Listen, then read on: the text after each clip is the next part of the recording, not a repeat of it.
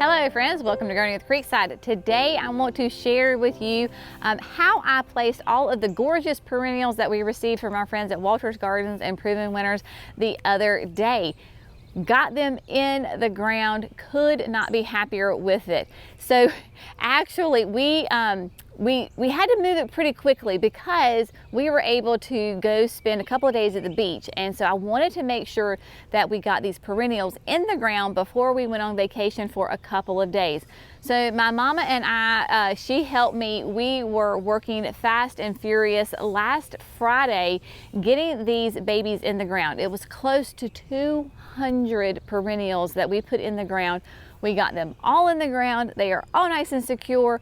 We got some massive rain the other day. We had some really bad storms come through. We fared just fine. Some friends up the road, they had massive trees come down, but we did really well, just got tons of rain. Now we have not been able to come in here and fine tune everything as far as the wash. So if you see some things that are a little maybe misshapen, just give us a little grace, please.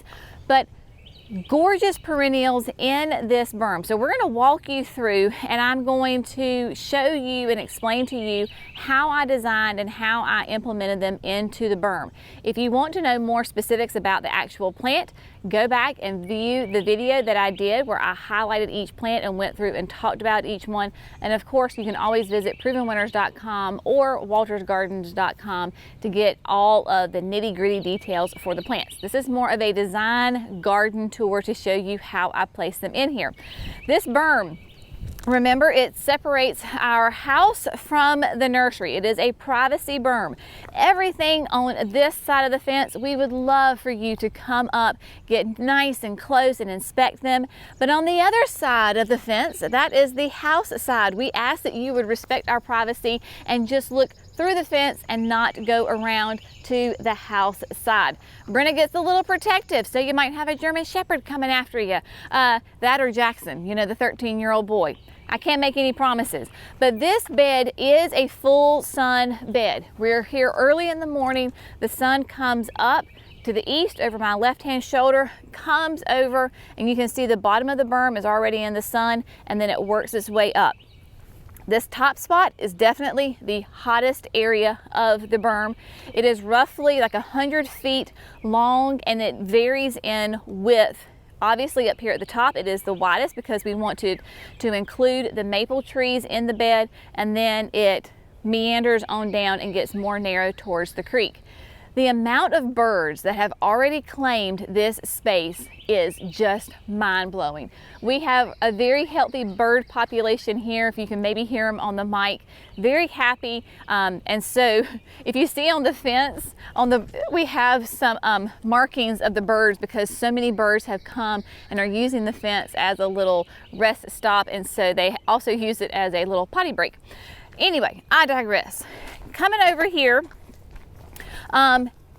this top section of the berm is really the only section in this bed on the house side that I had to put perennials in. Of course, we have all of our massive annuals down as we go down further. This again, hot space. Very not great growing conditions in here. So we're going to start from the front, and then we're going to work our way back towards the fence. Because this is dry and hot, this is where I put my sedums. We have the Little Miss Sunshine in here, nice and petite. Okay, so we're going to start short and we're going to work our way up to tall. I knew that the sedums were going to go here because it is the hottest, driest spot in the berm. I have other sedums on the other side that are doing phenomenal. So we have the Little Miss Sunshine, nice and short and petite, a beautiful green. Then we're coming up to the Rock and Grow Midnight Velvet. This sedum will get taller, right? Nice, dark, beautiful contrast. We still have two sedums together, but one is low and wide, one is more taller and upright, darker foliage. Beautiful contrast between the two. Working our way up, we came in here with the Tuscan. This is the Tuscan Sun Heliopsis, like a reblooming sunflower. I put them all in mass in this one spot. So there are 10 of them in here because I want them to fill in and really give me a huge pop of color. beautiful height and contrast behind the sedums. And because we are on a hill, even if they were the exact same height as the sedums, because they're in mass and we're going uphill, then they will stand out. But this whole area will grow together. So when I was looking at putting my plants together, because this space is huge and with a big open area, if I were to put single plants of this Tuscan Sun, they would get lost, right? The berm would just swallow them up. So I want my biggest bang for my buck, my biggest impact. So that is why I planted them in mass. Now, again, as I say, I understand that the vast majority of people don't have this big, huge open space. You don't have a nursery and have the availability to plants. That is okay. This is inspiration. If you just buy one of these plants or two of these plants and pair them together, it makes a nice big contrast. So we have that. And then coming up, it's kind of that same thing with the Gnophofia. This is the Backdraft, I believe. I have my tags on here. Rocket's Red Glare. So Rocket's Red Glare is the red one. I had 10 of these. They will get tall, about 3 feet tall, but not incredibly wide, right? So I planted them, and I know right now it looks a little strange, basically in a square with one in the middle, because they're gonna grow together. They're gonna look like massive one big plant. So we have 5 here, and then I took a little break, put a Heliopsis right here, a Tuscan Gold, and then I did another 5. When your Gnophophias are not blooming, they look like great grasses, right? So they give me a beautiful grass structure. These will be semi-evergreen for me, so even in the wintertime, I have structure here where my other plants will die back. So we've got those.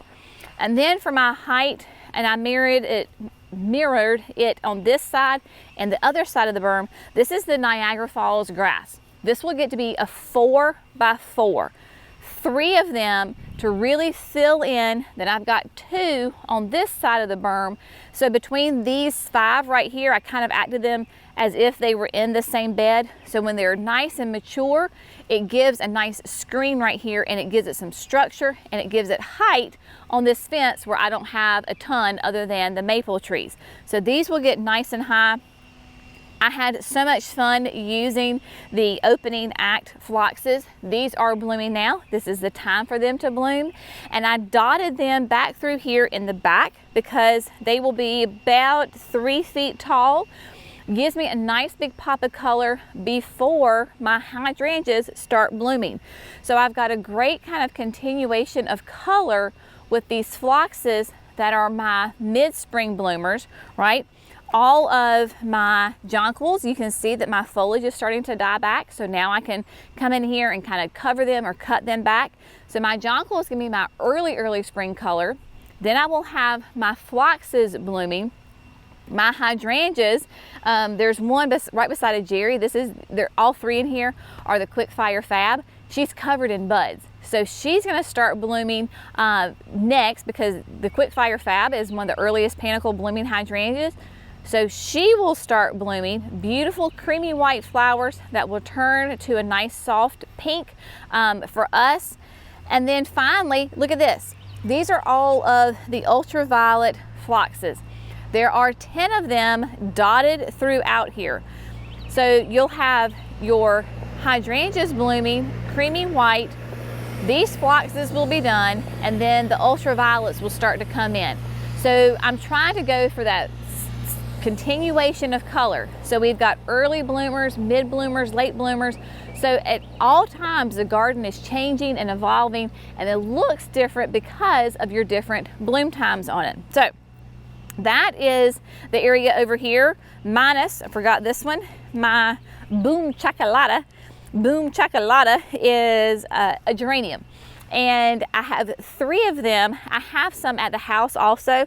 Boom Chocolatas are really fun because they are very low growing. Your perennial geraniums are typically, historically, low and wide. They spread out. Boom Chocolata is a lot of fun because it has such nice dark foliage on it. I wanted it, of course, here in the front because it is low growing. So you go from Little Miss Sunshine and then come on down to the Boom Chocolata. The dark color pairs really nicely with my Russian sage. This is the Denim and Lace. Denim and Lace is going to be a late bloomer of light sky blue flowers, and my Boom Chocolata at the house is already starting to bloom, a nice kind of a purple color. But even if they're not blooming at the same time, you've got a nice color variation between the geranium and the Russian sage, again working from low up to high. So that is the this side of the berm. So that is the perennials that I put in here, really kind of filled in this corner. And then we're going to come over here to the public side of the berm, or the nursery side as I call it.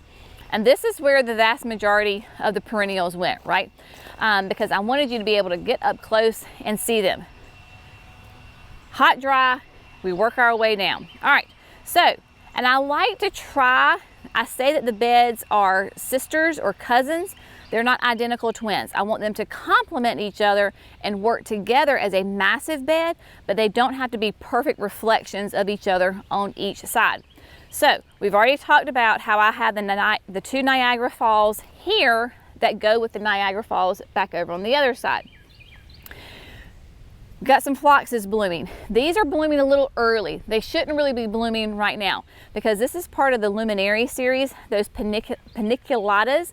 So they're not supposed to be blooming right now. They're a little early, but even though they are blooming, they're a beautiful, nice, pretty pink. So these will get nice and tall in that 3-ish foot range. And we have dotted through here 4 of the String Theory Amsonia. String Theory is obviously nice, thin leaf on it, beautiful sky blue flowers. It is at the end of its bloom cycle. It's an early bloomer, but this will give me some nice height, very much like, again, like that grass-like structure that I have with the Gnophofia. And then it will give me beautiful fall color. Nice kind of a golden hue to it. So this will be really nice, giving me height. My panicle, of course, the luminaries will give me lots of good summer color. We kind of made this a, as my mama said, this is a monochromatic bed right here because we have the Agastaki. This is the meant to be royal raspberry. Nice, beautiful pink colors. Again, blooming too early. This is not historically the time that it will bloom. It will bloom more late summer into early fall. But I'm not complaining that I have flowers this early. Remember our folks at Walters Gardens grew these for us. They were grown in Michigan in a greenhouse, so they're a little bit more advanced, and that's okay. It's the first season. Everything will work out nicely. And then right here we have a nice group of the 3 echinaceas. These are the raspberry beret, and they are very happy plants. They have grown since we put them in the ground almost a week ago. And nice, happy, double raspberry flowers on it. So the raspberry beret and the royal raspberry Agastaki will be blooming all at the same time. And then here, this is a new plant for me. I have never grown eucalyptus before. This is the Crowning Glory Purple Rain. Went with this one because of course it has that nice purple foliage on it, and as I remember, it will have like a creamy white pink flowers, so it all goes together. These are gonna be nice and short, so I put them here with the sedums that I already had growing. These sedums went in last fall and very happy. That's why I knew that my sedums on the other side would do great, because these 2 areas complement each other well. More Russian sage like on the other side. That is not new, that has been here. So I went ahead and did the silver lining Artemisia. Now this is one of those new ones. It is from Proven Winners. So this Artemisia is different in the fact from other ones, in the fact of as it spreads, it is not going to root. So here it's going to fill in and be a beautiful kind of low mounding, quote, ground cover. I paired it in front of the Sunjoy Neo barberries for that beautiful color contrast, but it's not going to root. So if I need to come in here, let's say it gets too aggressive and starts to come out into the grass, I can easily come in here and trim it, and I'm not having to pull roots out. So the silver lining is in here, nice, short, low with the barberries, and then the Beyond Pink Caryopteris, using my short in the front and then working as my plants go higher in the back. Here is the spun silk part of the Amazing Daisies series. So this is what I'm talking about when we got pounded with rain. So forgive me, we have not had time to come out here and deadhead these, but the spun silk is a really nice, they look like the petals have been shredded. Really fun, different texture to them, right? So I had 3 of those, planted them in a group, and you can see how I space them, because as they grow to maturity, it will look like one massive plant. And I had 3, so I wanted to put the 3 together instead of spreading them out in different parts of the bed where they get lost. Put them together next to this gorgeous Vino Verde Weigela. Beautiful color contrast here. And then look at these sweet little babies. These are the Fuchsia's Bright Echinacea, and they are blooming. Look at that. This has happened since we put them in the ground. Clearly, they are very happy here. There's 5. I wanted again you will notice the theme here, grouping those plants together so you get a nice big impact, because with your echinaceas, as with your other perennials, the mound spreads out and you get a nice big clump. Throughout this bed, we did blood, sweat, and tears. I was telling Emily, she was like, that is the name? And I was like, yes, it is. So we had the daylilies. There's 10 of them as a ribbon throughout in front of the Holy Grail hibiscus. So the blood, sweat, and tears is gonna have kind of that raspberry red color to it, a lighter eye to it. So it really, you get that nice color on it. Daylilies, of course, will give me a nice grass-like structure when they're not blooming, will contrast really nicely. Color contrast, right? We're looking for color contrast with our plants, low to high. So the foliage color is going to contrast really nicely with each other, but the flowers, when they're blooming, will complement each other really well.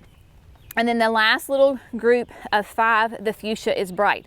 So you see from the big picture, Holy Grails in the back, then you've got your ribbon of your daylilies, your 3 Vino Verdes, all ties it in, and then 2 pockets of the echinacea together. So it's almost like little mini beds throughout the whole big entire bed, but we do have plants that tie everything together. Coming on down, because talking about tying in together, 2 more Niagara Falls. So I have Niagara Falls at the top, I have it here in the middle, and then I have some further on down the berm. So my grasses are tying this whole section in together. Then this is the Monarda. This is the raspberry that took a brutal beating in the torrential rain that we got 2 nights ago. This will grow as one huge mound together. All of these plants will spread out, not invasive, but they will spread out, connect with one another, and just be a gorgeous, huge block of color. And I told you in that video when I was introducing the plants to you that I wanted to pair it with the Chartreuse on the Loose Nepeta, and so that is what we did. It's a little bedraggled right now, but when Mama and I were putting this in, the honeybees, we were having to kind of shoosh off the honeybees so that we could go ahead and get these in the ground. Beautiful, nice chartreuse flower foliage on it with the traditional blue flowers of a Nepeta. Really nice. Again, low, medium, high with the honeysuckle in the back. Beautiful color contrast. Coming on down, it is hard to see this bed as far as like what it's going to be because of the jonquils, the daffodils. So pretty soon I'm gonna be able to come in here and just take the foliage off, right? So you'll be able to see the bed as it is. Right now we have the little lime punches. There's 3 of them in a row, kind of like a diagonal coming off of the plum tree. To mirror that, we went ahead and put the Amazing Daisies. This is Daisy May, and I have 5 of them on the inside of each of these little lime punches, because we repeat that over there. So imagine you have your little lime punches in bloom, and the beside of them you have the Daisy May Shasta daisies coming in. In the inside of this bed is the Pugster Pinker, and they are just getting ready to pop some gorgeous color, but the whole inside of this bed is nothing but the Pugster Pinker Buddleias, right? Beautiful, nice pink color. So you've got the pink on the inside and then the whites on the outside. Repeated the same thing over here. There's 5 of them, and you can see here where we had those massive winds come in, and they were kind of pushing these guys over. So within the next probably 2 weeks, I'll come in here and trim those all back. Moving on down, we talked about the Niagara Falls, right? We have 1, 2, 3. So here we have the 3rd group of Niagara Falls on this side of the berm. That same perennial flowing throughout the bed ties it all in together. We have another daylily coming through here. This is the yellow one. I think my tag is down there. Blazing Glory, I'll have to remember. So we have some daylilies here. We have a group of them right here, and then they have the rest of them down by the North Poles. We have the String Theory up at the very tippy top of the flower bed. Now we have String Theory again. So imagine when they're in bloom, you see a nice ribbon of, there's 6 of them down here, and there's 4 of them up at the top. Because when they're blooming, the grasses will not have come up yet, and my daylilies will just have foliage on them. So nice height and structure. And then we went ahead and put the other Agasaki. This is the meant to be Queen Nectarine. So this is kind of where the top was more pink. This is more of like our yellows and those beautiful kind of melon colors, right? Queen Nectarine, gorgeous, cantaloupe color, orange, peachy colors. And then we come down here to the one and a melon. And we've got some groups here. We've got 6 Echinacea here, and then we've got 3 down there, or there might be, yeah, there's 6 and 3 down there. So we've got those groups in there. In the video, I forgot to tell you that I have this beautiful new Baptisia. This is the Periwinkle Popsicle, and it is going to be a later bloomer. Nice richer blue in there. So we have them put through here. There's 5 of them on the back of the bed. Give me some height, give me some structure. Again, will pair beautifully with the Amsonia because they will be blooming at the same time. Nice height. When the rest of the season's happening, they will just give me structure. And it's okay that my Niagara Falls is going to get taller than these guys because these will bloom early, and then they're just color and structure up here against the fence.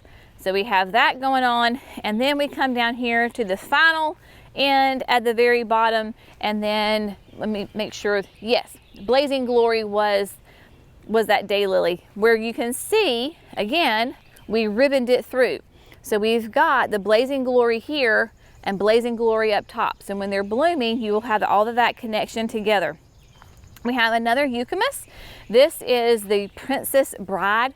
She too will have more of those peachy orange blooms on it. Nice color contrast, really kind of a different leaf structure on here. They're short, they come to the front of the bed. And then finally down here at the bottom, nice little pocket, we have the Butter Pecan Echinacea, and they're going to be here in front of the North Pole Arborvitae. Nice pocket of them, fills in this little hole, give me that beautiful yellow color. So down here at the bottom, kind of yellow is the name of the game, where we have pinks and reds more up to the top. But when you're putting these beds together, right, you have to think of the grand scheme, tie things in together. So you have repeating elements. That Niagara Falls, I knew that would be my repeating tying thing because it is so big and so grand. I have 10 of them in total. They're throughout here. And then looking at like individual groupings, right? So almost like little mini individual beds within the nice big bed. So this will be really fun to watch grow and develop as the years come along. Of course, like I said, they've only been in the ground not even a full week yet, and they're already very happy. What we're going to do with this bed is we're going to have it on irrigation and come back and do a nice top dress of mulch. That will help with my weeds because the weeds, we are fighting them right now. And the way that we're controlling our weeds in the beds is we hand pull them. So we've already gone through here and cleaned them up once. It is time to do it again before we put that mulch down. But the more plants you have in and then the nice thicker mulch you have, that definitely helps with your weed control. So it will be fun to see how everybody grows and develops and see how they adjust to their new home. As always, we hope you have found this fun, informative, and inspirational. Thank you so much for gardening with Creekside. Y'all have a great day. We'll see you in the next video. Bye, friends.